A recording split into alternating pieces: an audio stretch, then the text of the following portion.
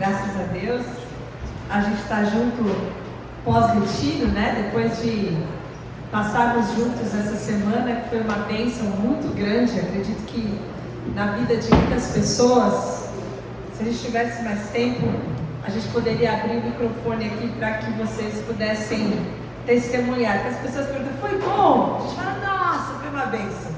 Mas quando cada um começa a falar naquilo que foi bom para ela, a gente vê como a graça de Deus é multiforme, né? Como é uma coisa muito poderosa a forma com que Deus fala de maneira diferente com as pessoas que estão no mesmo ambiente. É muito interessante isso. Mas eu tenho uma árdua tarefa nessa manhã de falar em meia hora aqui aquilo que a gente falou em 6 pregações, 5 horas, 6 horas, sei lá. Porque lá a gente já fica mais frio com o horário, né? Então não tem muito tempo determinado. Mas eu queria passar para os irmãos, que os irmãos tivessem a possibilidade de relembrar, e aqueles que não tiveram conosco pudessem estar na mesma página que a gente, as coisas que a gente tratou nesse último retiro, no retiro de 2026. Há alguns meses atrás, a gente, dentro de um contexto sobre uma vida extraordinária, a gente falou sobre uma visão de John Stott, que fala que o homem tem 3 grandes buscas. Que o homem, de uma forma geral, né, ele busca encontrar a Deus, ele busca transcendência. O homem que busca transcendência está buscando algo maior do que a si mesmo. O homem busca encontrar a si mesmo, o homem busca o sentido, o homem busca o propósito da vida.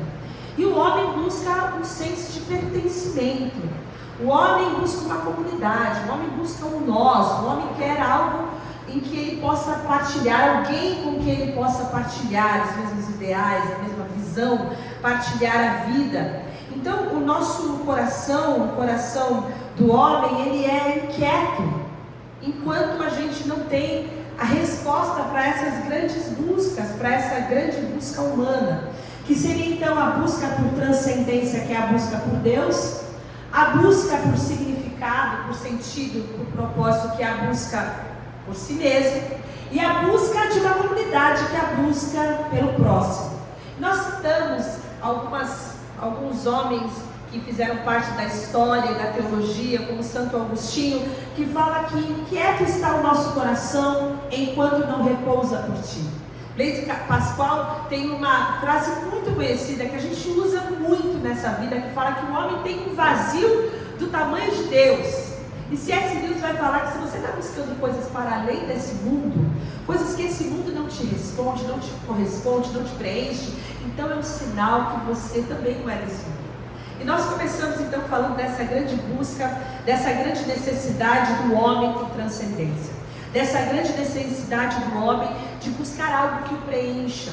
E na busca de algo que preencha, o ser humano vai buscar, às vezes, na posição social, às vezes no dinheiro, às vezes na segurança que uma família pode trazer, ou mesmo no sucesso, algo que possa preencher. Ele pensa o seguinte: olha, quando eu chegar lá, nesse lugar, quando eu conquistar isso daqui, quando eu alcançar isso aqui, então eu vou ser feliz, então eu vou ser pleno, então a minha vida vai ficar completa. E essa nossa busca por sentido, por preenchimento, ela encontra muitas adversidades. E entre elas, essa angústia, esse anseio e essa inquietação. Isso não é novo. Isso já acontecia lá na época de Jesus. E você vai ler no Sermão da Montanha que essa busca por segurança, por identidade nas coisas desse mundo gera em nós a famosa ansiedade. Você vai encontrar muitas pessoas na sua vida, você vai encontrar muita gente que convive com você, que começou a tomar um remedinho pequenininho assim, desse tamanho, que trouxe uma paz para ela, que ela não estava se aguentando, com crises de ansiedade, com angústias, que fazem parte do tempo presente.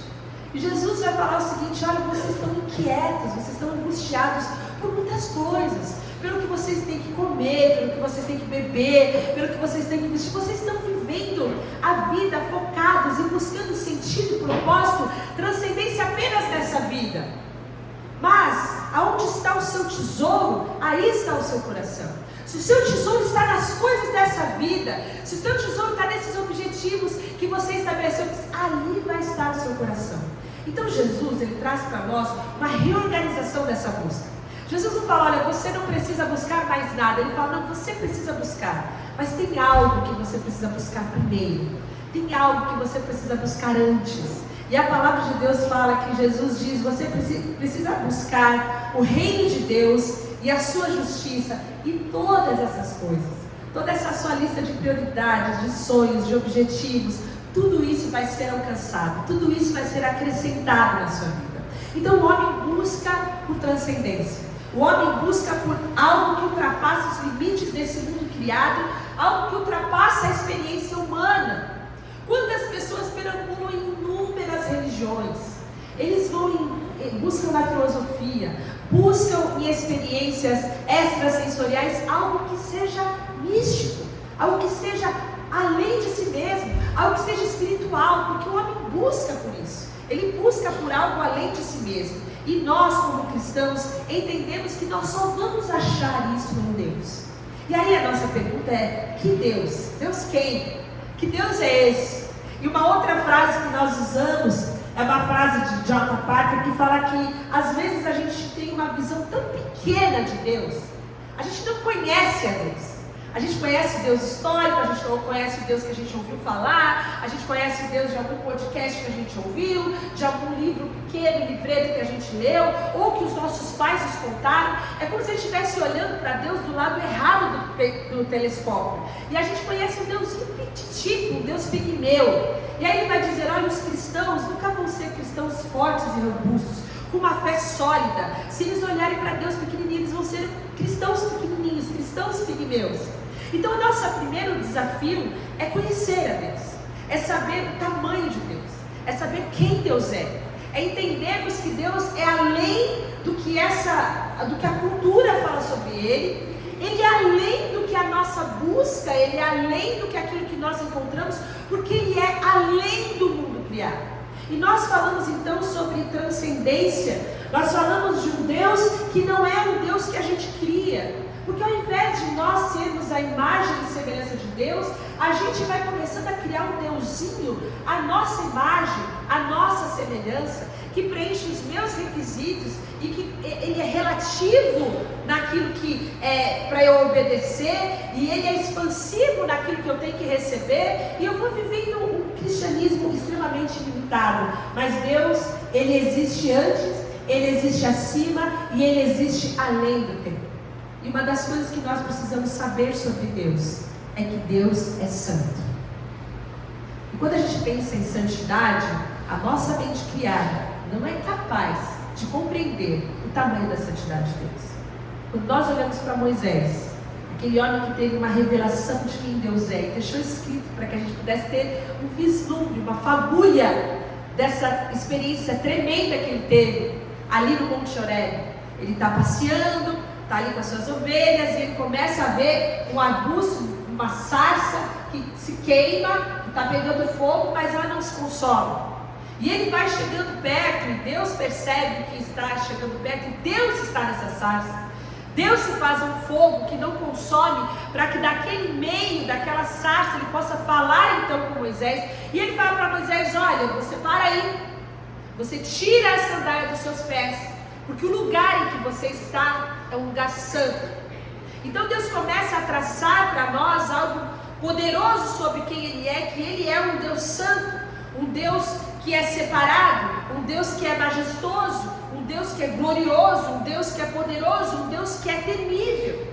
Então Deus se apresenta como aquele que Moisés não pode sequer olhar para ele, porque a primeira reação de Moisés é esconder o rosto. E outras vezes a gente vê isso, em Êxodo 33, 20, Deus fala para Moisés, você não pode ver a minha face, porque ninguém poderá ver-me e continuar vivo. Esse é o Deus santo que se revela para Isaías, santo, santo, santo é o Senhor dos Exércitos. Quando Isaías, lá no capítulo 6, tem uma visão da glória de Deus, os próprios anjos escondem o seu rosto diante da glória e da majestade de Deus. Ele é um Deus grande, Ele é um Deus poderoso, Ele é um Deus temível. A gente conhece a graça de Deus, a gente conhece o amor de Deus, a gente conhece a compaixão de Deus, a gente conhece a misericórdia de Deus, mas muitas vezes a gente perde a noção do poder, da santidade, da glória de Deus, desse Deus poderoso com quem nós não podemos nos relacionar de uma forma leviana. Nós precisamos temer o Deus que nós conhecemos. E esse Deus poderoso é o Deus então transcendente, aquele que é autoexistente. E Ele fala: eu sou o que sou.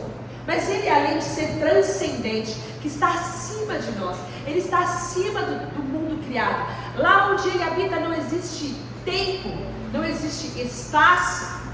Nossa mente humana criada jamais poderá conceber o tamanho da glória de Deus.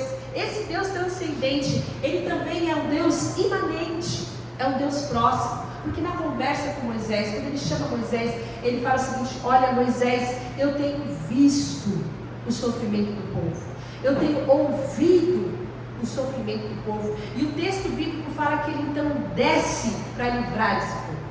Deus então arregaça as mangas, Ele intervém na história para salvar o povo sofrido. Ele é o Deus que ouve, Ele é o Deus que vê, e Ele é o Deus que se importa, é o Deus que intervém, Ele é o Deus conosco, é o Deus que vem para resgatar, é o Deus que vem para livrar, é o Deus que se importa com a opressão, é o Deus que ouve o clamor. E Deus então vai endurecer o coração do faraó na libertação desse povo, para que o mundo, para que nós hoje, para que toda a humanidade conheça o seu poder, o tamanho do Deus a quem a gente serve. Ele é o Deus que é santo, é um Deus poderoso, é o Deus Yahvé, mas Ele também é o Deus que é próximo. Ele é o Deus santo e próximo, é o Deus que fala: não se aproxime, mas é o Deus que fala: eu desci para livrar você.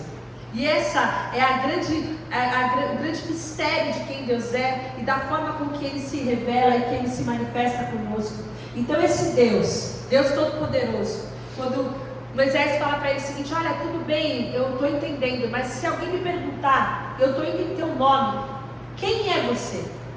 Qual é o seu nome? Qual é o Deus que eu represento? Porque o nome significava a própria natureza, características pessoais da personalidade daquela divindade. E Deus então responde: eu sei o que eu sei. Nós traduzimos eu sou o que sou, mas a palavra está no infinitivo, porque Deus não é no presente, Ele não era no passado, Ele não será no futuro, Ele apenas é o Deus ser, porque o tempo não pode limitá-lo. Ele é o mesmo ontem, hoje e será exatamente o mesmo Deus eternamente. Ele é o Deus de Abraão, Ele fala sobre isso. Ele é o Deus de Isaac, que é o descendente de Abraão, e Ele é o Deus de Jacó, que é descendente de Israel. E Ele é o meu Deus. E milhares de anos depois, Ele é o seu Deus. Ele é o nosso Deus. Ele é um Deus de aliança. Ele é um Deus que é eterno, poderoso, mas é um Deus pessoal, um Deus que nós podemos chamar de Abba. E esse Deus transcendente, esse eu sou, conhecer a Deus, conhecer o quanto Ele é poderoso, mas Ele nos envolve, como nós cantamos, em laços de amor. Esse amor tão grande nos abraça, esse amor que nos salva pela graça, faz com que nós possamos conhecer o grande eu sou, o grande Yahvé. Isso diz sobre Deus que Ele é autoexistente, Ele é por si mesmo, Ele não precisa de nada para existir. Nós fizemos uma dinâmica lá, onde nós nos apresentamos: quem é você? E alguém falou: eu sou mãe de fulano, eu sou esposa do ciclano, olha, eu sou professora, olha, eu sou advogada. Quando a gente se identifica, a gente precisa de algo para nos identificar, ou alguém para nos identificar. A gente precisa de algo fora de nós mesmos para traçar quem nós somos, a nossa identidade. Mas Deus não é assim. Ele é autoexistente, Ele é só ser. É o Deus que é poderoso, que não depende de mais nada, não depende de mais ninguém para ser pleno e todo poderoso. Ele é um Deus fiel, que é o mesmo ontem, hoje, eternamente. É um Deus soberano, indefinível, incontrolável e todo poderoso. Quando eu sei que Ele é esse Deus, e eu consigo compreender quem é esse Deus, milhares de anos depois, aparece um outro, semelhante a Ele, que é Ele mesmo, que fala: eu sou. Antes que Abraão nascesse, eu sou. Esse eu sou era Cristo. Cristo, então, se torna para nós a imagem do Deus invisível.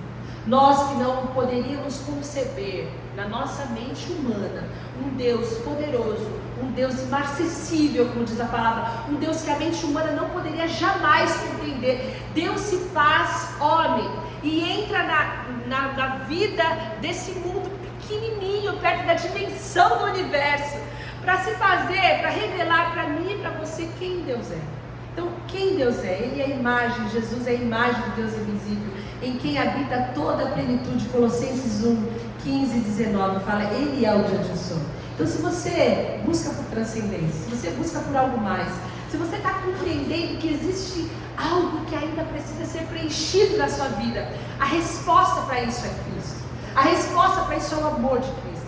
A resposta para isso é a graça de Jesus. A resposta para isso é conviver e saber que Ele se faz presente, porque Ele é o Deus Emanuel. Ele habita comigo através do seu doce Espírito. E essa graça, e esse amor, e esse poder entra, invade a minha vida e se torna então algo pelo qual eu posso viver. A minha identidade, então, ela não pode mais ser a mesma. E existe um versículo que fala, olha, já não sou mais eu quem vivo, Paulo fala isso, mas Cristo vive em mim. Quando nós conhecemos a Cristo, quando nós entendemos quem é Cristo, entendemos o amor de Jesus e permitimos que Jesus entre na nossa vida, nós não podemos mais ser quem nós éramos. Eu já não sou mais eu, mas agora Cristo vive em mim, e a vida que agora vivo, eu vivo na fé. A minha vida é uma outra vida, a minha vida se transformou, a minha identidade está sendo tocada em todos os meandros, em todos os espaços, em todas as esferas, pela presença de Cristo em mim. Quando eu busco a Deus e Ele se encontra comigo, a minha vida é absolutamente transformada. Então nós não estamos falando mais só de transcendência, mas nós estamos falando de identidade, quem eu sou em Deus. Quando Deus está comigo, quem eu sou? Para entendermos isso, entender o nosso sentido, entendermos o nosso propósito, o pastor Leandro puxou um versículo de suma importância que está em Romanos 11:36, que fala sobre Jesus. Pois dele, por ele e para ele são todas as coisas. Quando eu entendo quem Jesus é, a minha identidade, a minha visão e a missão da minha vida é absolutamente tocada pela presença de Deus em mim. Porque já não sou mais eu quem vivo, mas Cristo vive em mim. Quando eu conheço que Ele é o centro da minha vida, tudo na minha vida flui a partir dEle. Todos os meus propósitos estão centrados nele, e a minha missão é a missão dEle. Aonde eu estou é para responder ao chamado dEle.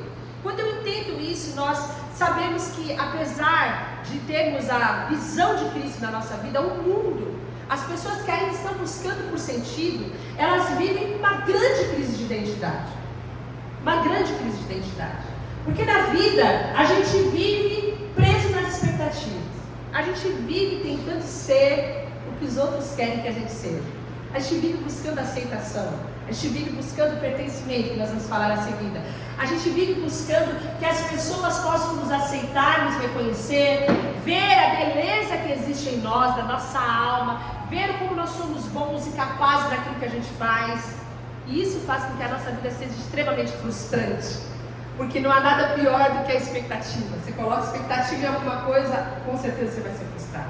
A outra crise de identidade que a gente sofre é com a nossa própria expectativa, com a tirania do eu. É quando eu estabeleço padrões tão altos para mim, que eu tento ser aquilo que eu quero ser, que eu preciso ser, e eu nego a minha própria natureza criada. Eu vivo numa ilusão de que um dia eu vou ser, e eu vou acontecer, e eu vou bombar, e vai dar tudo certo, todo mundo vai poder dar glórias para mim. E essa minha necessidade de uma colocação, de uma observação, de um reconhecimento, faz com que eu também seja frustrado. A resposta de Cristo para essa crise de identidade é quando eu vivo para ser aquilo que Deus quer que eu seja. E esse é o único caminho para a liberdade, porque eu só vou ser aquilo que Deus quer que eu seja, porque o Espírito Santo que habita em mim vai me capacitar a isso. Porque todos os padrões humanos, eles são inatingíveis, mas os padrões de Deus são padrões cheios de graça, cheios de bondade, cheios de perdão e cheios da capacitação que vem do Espírito Santo de Deus. Então, quando eu entendo que o princípio da queda é a negação da minha identidade, a minha pergunta não é mais o que eu quero, o que eu desejo, o que eu sonho, para onde eu vou, mas é o que Deus quer, o que Deus deseja de mim. para onde Deus quer que eu vá. Então a presença de Cristo em nós vai trazer uma mudança da minha identidade, vai trazer uma transformação da minha visão e uma possibilidade de eu viver sobre uma nova missão. E isso aconteceu com Moisés também. Moisés estava vivendo a vidinha dele, cuidando das ovelhinhas dele, até que Deus apareceu naquela sarça. E quando Deus aparece, Deus comissiona Moisés. Ele fala: você vai lá, meu povo está oprimido, meu povo está subjugado, meu povo está escravizado, meu povo está sofrendo. O clamor do povo subiu até o céu e você vai ser parceiro comigo na libertação desse povo. E a pergunta de Moisés para Deus foi: mas quem sou eu? Quem que sou eu para libertar esse povo? Quem sou eu? E muitas vezes essa é a pergunta que vem no seu coração, principalmente quando a gente se vê debaixo das grandes demandas da vida, das expectativas da vida, das expectativas das outras pessoas e até de nós mesmos. É quem sou eu? E ali o nosso foco normalmente é no nosso currículo. A gente olha para os nossos erros do passado, a gente carrega a culpa na nossa história, né? E a gente se deixa marcar, a gente se deixa definir pelas coisas que aconteceram e que nem a gente se perdoou daquilo que aconteceu no nosso passado. E muitas vezes o foco é nas nossas limitações, e Moisés está diante de uma grande missão e ele fala: quem sou eu? E Deus poderia levantar a bola de Moisés, não é? A gente não busca uns coaches aí, lê uns livros de autoajuda, vê umas histórias, o pessoal vai para as palestras para poder ser capacitado, e aí o pessoal levanta a tua bola, você é isso, e todo mundo grita, e anda em fila, e tal, porque a pessoa quer se achar o máximo. Mas Deus não fez isso com Moisés. Ele poderia porque Deus viu virtudes em Moisés, assim como ele vê virtudes que nem nós mesmos vemos em nós. Mas a resposta de Deus para Moisés é: eu estarei com você. Você pode ir, você pode viver uma vida de sucesso, você pode viver uma vida de prosperidade, você pode viver uma vida eterna, porque vida eterna é uma vida cheia de graça, de abundância, de alegria, de plenitude hoje. Você pode viver uma outra dimensão na sua vida, mas não é por causa da sua capacitação, não é por causa da sua credencial, não é por causa dos seus acertos e do seu merecimento, é porque eu estou com você. É a presença de Deus na nossa vida que vai fazer com que a gente foque nessa presença, nessa graça e nessa garantia da presença de Deus. Então a segurança na minha vida não está nos meus acertos, não está na minha capacidade, não está naquilo que eu pretendo executar, nos meus sonhos, mas está na presença doce de Deus em mim, nessa presença poderosa de Deus em mim. E a pergunta que nós fazemos então não é mais quem eu sou, mas é quem eu sou quando Deus está comigo. Quem eu sou quando eu digo como Paulo: já não sou mais eu quem vive, mas Cristo vive em mim. Como é a vida do cristão quando o cristão vive debaixo da graça de Deus? Isso é de suma importância de nós respondermos. Porque nunca a gente vai saber o que é ser um cristão de verdade se a gente não compreender a nossa identidade. Às vezes a gente quer ser cristão e a gente quer professar uma fé, mas a nossa vida e a nossa identidade está afincada numa velha vida. É um cristão que fala sobre: o meu jeito é assim, essa é a minha personalidade, as pessoas têm que me aceitar como eu sou, e a gente vai vivendo uma vida nova que é um reflexo da nossa antiga vida. Quando Jesus entra na nossa vida, tudo se faz novo. E essa é a nossa nova identidade, é quem eu sou quando Deus está comigo. E quando nós entendemos isso, a gente entende que existe uma identidade na nossa vocação que é fincada na presença de Deus em nós. A minha vocação, quem eu sou, é resposta, é uma consequência da presença de Deus em mim. O mundo pergunta: quem é você? O que você faz? E a resposta de Deus é: eu estarei com você. Quem eu sou? Eu sou aquele que carrega a presença de Deus na minha vida. Eu sou aquele que é capacitado por Deus. Eu sou aquele que ouve a voz de Deus. Eu sou aquele que responde às direções que o Espírito Santo traz. Eu sou aquele que vive com Deus. Moisés queria uma definição e Deus ofereceu a sua presença. E por quem nós somos quando Deus está em nós? Quando nós estamos nele, nós somos adotados, nós somos eleitos, nós somos redimidos, nós somos selados, nós somos habitados pela presença do Espírito Santo de Deus. Nós carregamos a presença de Deus aonde quer que a gente esteja. Então a presença de Deus em mim vai fazer que eu viva dele, vai fazer que eu viva por ele e vai fazer que eu viva para ele. O que isso quer dizer? Dele, por ele e para ele são todas as coisas. Eu quero pensar rapidamente com você sobre isso. Quando nós falamos que a nossa vida vem dele, quer dizer que Deus é a nossa origem. Atos 17 e 28 fala que nele, em Cristo, nós vivemos, nós nos movemos e existimos. Isso quer dizer que a minha vida não me pertence mais. Eu penso que eu sou dona do meu nariz, eu penso que eu faço da minha vida o que eu bem entender, eu penso que ninguém se mete na minha vida, mas quando eu entendo que a minha vida vem dele, eu não sou dona. Eu sou uma administradora, eu sou uma mordoma, eu sou aquela pessoa que vai funcionar sob o comando. Tudo aquilo que eu digo que é meu, que está no meu nome, que eu tenho escritura, aquilo nada é meu. Aquilo tudo pertence a ele, porque tudo vem dele.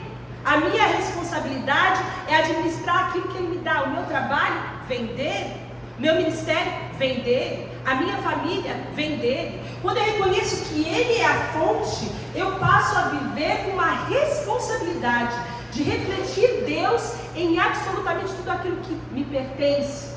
Quando eu entendo que todas as coisas são por meio dele, eu estou dizendo que ele sustenta todas as coisas.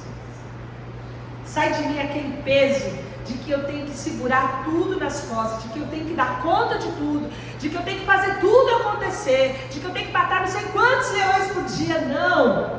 Não, todas as coisas são sustentadas por ele, com mão poderosa.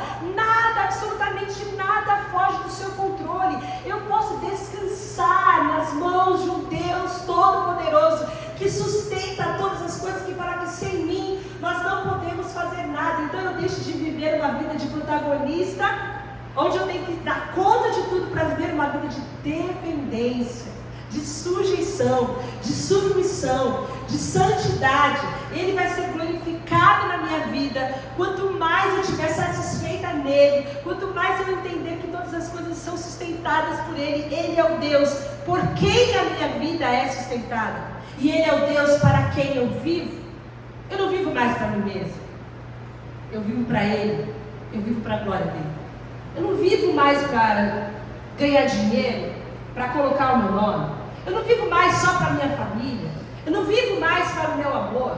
Eu vivo para Cristo. Vocês conseguem entender isso? Essa é a nossa identidade. Ser cristão quer dizer viver para Cristo. Você vai modular a sua vida, você vai modular a sua moral, você vai modular as suas escolhas, você vai modular o seu comportamento quando você compreender que eu estou vivendo para Cristo. Lá, sozinha, naquele lugar onde ninguém mais está olhando, ali eu estou vivendo para Cristo. Essa é a minha escolha. É compreender que Ele é o meu propósito. 1 Coríntios fala: quer comais, quer bebais, ou façais qualquer outra coisa, fazem tudo para a glória de Deus. Então eu vou redefinir, eu vou reorganizar o sucesso, não no reconhecimento, não na prosperidade, mas na glória de Deus. A minha vida é vivida para a glória de Deus. Então eu vou alinhar nesse versículo de Romanos 11:36, que tudo é dele e a minha vida é rendida, tudo é por meio dele, ele sustenta tudo. Então a minha vida é dependente e tudo para ele. A minha vida é propositiva, a minha vida ela tem um rumo, ela tem um norte. E a pergunta é: quando Deus está comigo, quem eu sou? Quando Deus está comigo, eu sou rendido? Quando Deus está comigo, eu sou dependente? Quando Deus está comigo, a minha vida tem um novo propósito. Quem eu sou? Quando grande eu sou? Quando Deus, eu ser, está comigo? O que isso toca verdadeiramente a minha vida? Será que eu conheço Deus a quem eu sirvo? Será que eu posso de fato me identificar como um cristão de verdade? É essa a vida que eu vivo? É para Ele que eu vivo? É por meio dele que eu vivo? É dependente dele, reconhecendo o poder dele em mim que eu vivo? Isso traz uma vida alinhada, quando toda a inquietação do meu coração pode ser repousada nele, porque ele é o Deus que sustenta todas as coisas. A minha vida alinhada, então, quer dizer que eu vou viver uma identidade de filho de Deus. Eu tenho uma nova visão e eu vou viver para a glória de Deus. E na minha missão, enquanto eu caminho, naquilo que eu vivo, naquilo que eu exerço, a glória de Deus vai ser vista. A glória de Deus vai ser vista na minha vida diária. A glória de Deus vai ser vista no meu trabalho, em tudo que eu faço com as minhas mãos, e aonde eu estou plantado, ali a glória de Deus é conhecida. O que é a glória de Deus? O que é a glória de Deus? É a reputação de Deus. As pessoas reconhecerem quem Deus é através do tipo de vida que eu vivo. A reputação de um Deus santo, de um Deus poderoso, de um Deus tremendo. Aonde eu estou, as pessoas sabem que Deus é santo. Aonde eu estou, as pessoas sabem que Deus é amoroso. Aonde eu estou, as pessoas sabem que Deus é todo poderoso. Eu reflito quem Deus é, aonde eu estou, com quem eu estou. E aí, a gente passa para a última busca. Porque ninguém pode ser feliz sozinho, não é? O amor é fundamental na nossa vida. A gente vai ter Deus Todo-Poderoso, a gente vai ter uma vida de identidade, mas quando a gente procura Deus, a gente acha o nosso irmão. Quando a gente procura fazer a vontade de Deus, quando aquele jovem rico chegou diante de Deus e falou assim: o que eu preciso fazer para ganhar a vida eterna? E aí você fica buscando uma resposta transcendente, né? Vida eterna, uau, o que eu preciso fazer? Você vai e você distribui tudo que você tem. Você vai e você encontra o nós. Você vai e você encontra uma possibilidade de você repartir a sua vida. Porque se você quer viver a vida de Deus, você vai encontrar grandes possibilidades de você se gastar, de você se doar, de você perder. Porque no reino de Deus você só ganha quando você perde. Então, a nossa busca por pertencimento, a gente encontra quando a gente encontra a família de Deus. Por que isso? Porque Deus é uma trindade, porque Deus é uma família, porque Deus é Deus Pai, Deus é Deus Filho, e Deus é Deus Espírito Santo, e Ele nos criou a sua imagem e semelhança, Ele nos criou para a comunhão, Ele nos criou para que nós pudéssemos ser o nós. Mas existiu algo que quebrou a nossa comunhão perfeita e foi o pecado. O pecado transformou toda aquela unidade. Adão e Eva eram um só, e daqui a pouco eles estavam se acusando, e daqui a pouco eles estavam se escondendo, e daqui a pouco eles estavam perdidos. Eles se esconderam até de Deus por causa do pecado, porque o pecado quebra a comunhão, o pecado introduz a vergonha e a acusação, e o pecado torna a gente amante de si mesmo. E quando a gente é egoísta e a gente é amante de si mesmo, a gente não pode viver em comunhão, porque eu gosto mais de mim, eu gosto das minhas coisas, eu não quero dividir nada com ninguém, a farinha é pouca, o meu pirão primeiro, o bife maior tem que ser meu. Quando a gente entende essa nossa natureza, a gente precisa entender que quando Deus entra na nossa vida, quando Jesus entra na nossa vida, Ele também transforma a nossa identidade. E Ele fez isso na cruz do Calvário, onde nós já não somos mais estrangeiros, a gente agora é família de Deus. E o grande problema da nossa vida cristã, da nossa comunhão efetiva, é que a gente busca pessoas que sejam parecidas com a gente para a gente conviver, para a gente ter comunhão. E na família não é assim, não é? Na família os irmãos são todos diferentes uns dos outros, é um pega para capar, é uma briga o tempo todo, mas na hora do vamos ver, na hora do Natal está sentado todo mundo, na hora que um fica doente vai todo mundo junto orar. É uma coisa maravilhosa, porque apesar das diversidades, apesar das situações difíceis, a gente continua sendo uma unidade. E aí Deus, na sua infinita graça, para que a gente pudesse compreender o que significa comunhão, Ele fala, então, igreja é igual família. Igreja é igual amor de família. Vai ter alguém super diferente de você, alguém que vai te deixar muito bravo muitas vezes, alguém que você não vai querer olhar na cara por outro tantão de vezes, mas esse é seu irmão. Você tem que cuidar dele. Você tem que mostrar o amor por ele. Você é cuidador dele, como diria Deus para Caim. Você vai cuidar dele, você vai zelar por ele, você vai amá-lo. E Deus nos coloca então nessa grande missão de nos amarmos e cuidarmos uns dos outros. O nosso maior impedimento, o nosso maior inimigo para vivermos essa realidade é o eu, é o ego. Que coisa difícil, até mesmo na família, até mesmo nas relações mais íntimas, que é uma relação de casamento, é sempre um grande desafio a gente negar a si mesmo. Marcos 8:34 fala isso. A gente se negar, a gente deixar a nossa razão, a gente deixar todas as nossas vontades, para que a gente possa amar verdadeiramente. Quando a gente compreende que o reino de Deus tem prioridade na minha vida, quando eu compreendo que a minha identidade precisa ser firmada em Cristo, Deus em Cristo foi aquele que nos perdoou, foi aquele que nos amou, nós vamos aprender a amar, porque é nisso que todos são conhecidos discípulos de Jesus. Nós vamos aprender a servir, porque quem quiser ser maior precisa aprender a servir. E nós vamos aprender a perdoar, porque o perdão e o amor são os elos perfeitos que podem nos unir. Mas não é só para nós que essa realidade existe. Existe um chamado para nós vivermos em comunhão, para nós amarmos, mas existe uma grande missão. Na verdade a gente chama de comissão, de envio, de que a gente possa trazer para mais perto da gente mais de nós.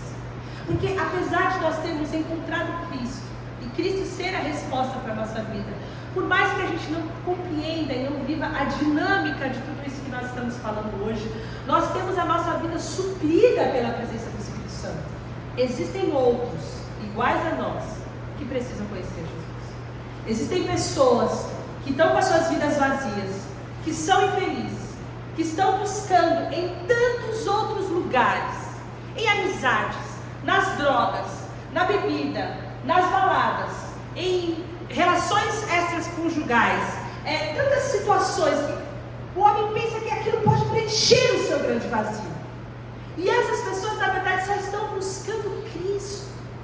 Elas estão buscando aquele que pode transformar as suas vidas, dar sentido para as suas vidas, dar uma nova missão e uma nova missão. E a nossa responsabilidade, então, enquanto nós estamos aqui, é revelar Cristo ao mundo. É sermos aqueles que entendem que, mais do que trazer as pessoas para a igreja, nós precisamos levar o amor de Jesus e o Evangelho aonde essas pessoas estão, porque elas precisam de Jesus. Então a nossa grande missão é que nós agora somos a resposta de Deus ao mundo que está buscando preencher o seu vazio. Deus nos torna como igreja parceiros dele, seus discípulos, aqueles que vão pelo mundo pregando o Evangelho a toda criatura.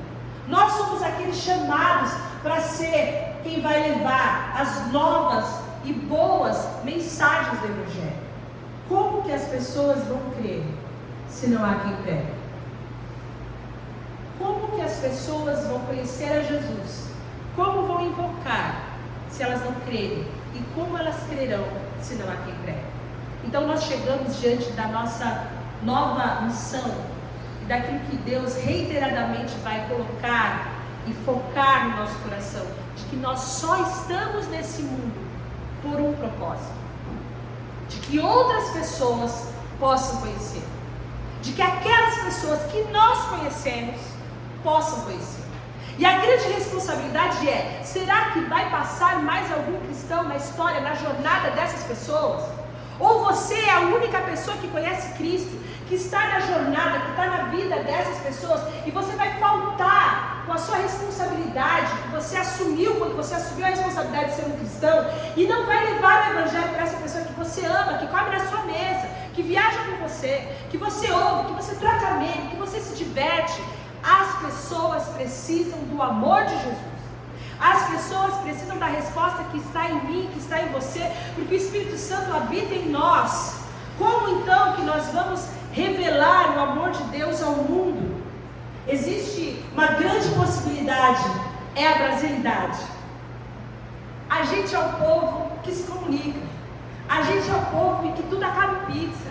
A gente é o povo do cafezinho. A gente é o povo que gosta de trocar ideia. A gente é um povo próximo. Outras culturas têm mais dificuldade, mas a gente é um churrasco aqui, é uma festinha ali, é uma pizza acolá. A gente gosta de gente, mas a gente gostar de gente mesmo, nessas nossas possibilidades, a gente vai levar Jesus. A gente vai levar Jesus na mesa, no cafezinho, na conversa informal. A gente vai ser um agente do reino de Deus aonde a nossa vida acontece. E esse é o meu e esse é o seu chamado. Como a gente vai fazer isso? A gente vai fazer isso, em primeiro lugar, vivendo uma vida transformada. Se você é a pessoa que fala mal de todo mundo e os seus amigos te corrigem, se você é a pessoa que só reclama da vida, que só murmura, você é a pessoa que vive pesada, dificilmente as pessoas vão querer aquilo que você tem. É capaz até de chamarem você, vai lá no ajuntamento, falar para você que você está precisando se benzer, falar umas coisas assim para você, porque você tem uma vida pior que a delas, elas não vão querer esse Cristo seu jamais. A primeira nossa responsabilidade é viver para a glória de Deus, é viver uma vida transformada, é ser um cristão de verdade, é entender que dele, por meio dele, para ele, é deixar que a nossa vida seja como de bala. Já não sou mais eu que vivo, mas Cristo vive em mim. Eu tinha ódio, agora eu tenho amor. Eu era irritado, agora eu tenho paciência. Olha, eu era desconfiado, agora eu sou uma pessoa cheia de compaixão, que entrega, que abre a minha vida. A nossa vida precisa ser transformada, é a primeira coisa. As pessoas precisam querer aquilo que você tem. A segunda coisa é que nós precisamos ter a palavra de Deus sendo proclamada. A gente precisa falar. Não vai ter jeito, não vai ter como. Eu até brinquei no retirado, se você não sabe falar, aprende. Você precisa falar de Jesus. Você precisa levar o amor de Jesus. Você precisa falar sobre a cruz. Você precisa falar sobre o perdão. Você precisa falar sobre a graça. Você precisa falar sobre a forma maravilhosa que Deus nos ama, independente de quem nós somos, que não é por merecimento, que você não precisa subir com o joelho em cima do milho para você. Não, é tudo graça. Você precisa compreender e poder expressar a graça de Deus. Você precisa saber que você tem que viver um amor prático. Porque se você é um sujeito egoísta, um sujeito que só quer se dar bem, só quer tomar, só quer levar, e você não é aquele que serve, aquele que ama, aquele que ajuda, aquele que está próximo, você não vai revelar o amor de Jesus, porque a palavra fala que o mundo só vai conhecer a gente como parte de Deus, como discípulo de Deus, se a gente se amar. E o amor é prático. O amor é na carona, o amor é entrega, eu já caminho o meu, você quer dividir comigo o seu serviço, eu posso te ajudar. O amor, eu vou fazer uma oração por você. O amor é prático, o amor é de verdade. E nós precisamos entender que nós somos capacitados pelo Espírito Santo, que é o Espírito quem age em quem está ouvindo, e é o Espírito quem age em quem está falando. É Ele que convence e é Ele que capacita. E por último, a nossa vida, a nossa comunhão, o nosso senso de pertencimento, o nosso amor vivido aqui vai ser suficiente para que o mundo queira conhecer mais esse amor e mais de Cristo. Então, quando Deus eu sou, o Deus Todo-Poderoso, o Deus transcendente, mas o Deus imanente, entra na nossa vida, Ele muda a nossa história. Ele muda o nosso modo de pensar, Ele muda o nosso modo de falar, Ele muda as minhas escolhas, Ele muda o meu comportamento, Ele me transforma numa nova criação. E essa nova vida minha é a resposta para o mundo perdido que não conhece Cristo. Essa resposta, ela vai ser capacitada pelo Espírito Santo, porque o propósito de Deus é que o mundo creia, é que todos se arrependam, é que todos possam conhecer e desfrutar desse amor. Então o chamado de Deus para nós é um chamado à rendição. É um chamado à entrega, é um chamado à missão, é um chamado a nós nos importarmos mais com os outros, importarmos com os perdidos e com aqueles que não conhecem Jesus. É entender que a transcendência que nós buscamos vai fazer com que a gente se renda a quem Deus é. O pertencimento que nós buscamos vai fazer com que a gente se renda ao amor e à unidade da família, quebrando o nosso ego, quebrando o nosso egoísmo, quebrando a nossa busca por afinidades, entendendo que nós nos relacionamos pela nossa identidade. E vai trazer para nós, para a nossa missão, a ideia de que eu sou a resposta de Deus para o mundo, porque o mundo não precisa de discurso, o mundo não precisa de filosofia, o mundo precisa de cartas abertas. Cartas abertas. Que as pessoas leiam nas nossas vidas o Deus eu sou a quem nós servimos. Então eu repito, a pergunta que ecoou no meu coração ao longo desse final de semana é: quem você é quando o eu sou está com você? Que tipo de vida você tem vivido quando você reconhece a presença do Deus, do grande Deus eu sou na sua vida? Como isso toca a sua identidade? Como isso responde a necessidade que você tem de pertencimento, como isso te liberta das expectativas das outras pessoas, da expectativa que você tem de você mesmo, como isso responde o grande amor de Deus. Deus não precisa de nós, mas Ele nos ama profundamente. Cada um de nós que estamos aqui, fomos escolhidos por Deus, chamados por Deus, amados por Deus. Nós precisamos ter uma resposta a esse amor. Nós precisamos responder positivamente a isso. Não só na primeira vez, quando nós reconhecemos a necessidade de um Salvador, quando nós reconhecemos que nós não temos como viver isso daqui se não for por Cristo, mas todos os dias, nas nossas escolhas, quando nós temos a nossa vida presa, amarrada em laços de amor a um Deus por quem tudo é, a um Deus por meio do qual tudo é sustentado, e a um Deus para quem nós vivemos, para quem nós existimos, por meio do qual nós nos movemos. Que Cristo possa ser o motivo da sua vida, o motivo de você acordar todos os dias. Que Cristo possa fundamentar cada uma das suas relações. Que Cristo possa ser conhecido em cada uma das suas atitudes.